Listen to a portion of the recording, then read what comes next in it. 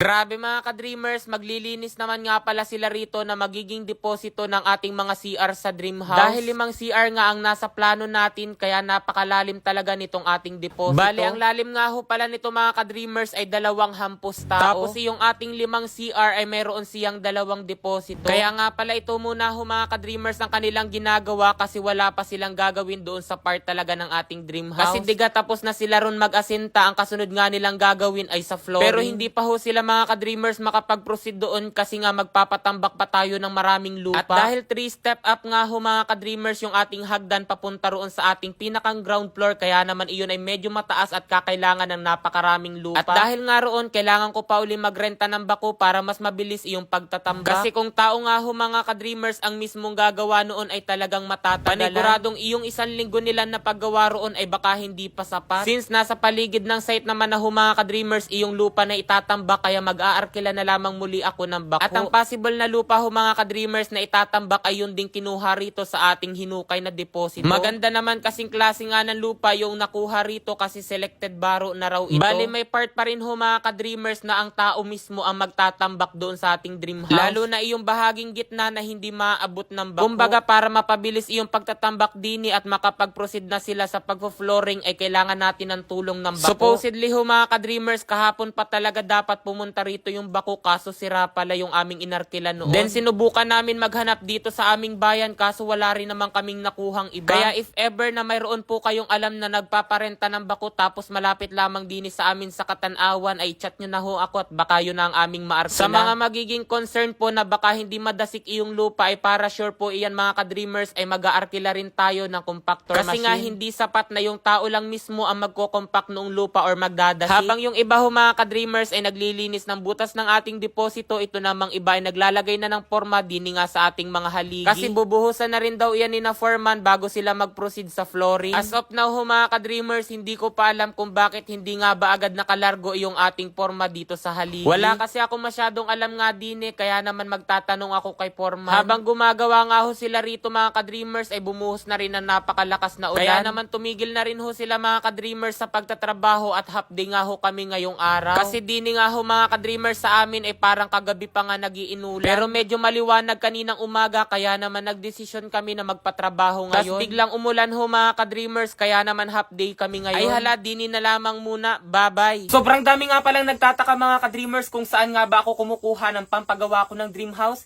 Dito lamang iyan kay Photon Game. Kasi ngayon nga kawi-withdraw ko lamang ng 20,000. Kaya kung nais nyo rin kumita ng ganitong kalaki, nasa comment section lang ang link para mag-register at mag-deposit. Huwag kalimutan mag-take ng screenshot ha at ilagay lang iyan sa comment section para naman mapabalotuhan ko kayo ng kahit 1,000 pesos. O huwag kalimutan, nasa comment section lang ang link.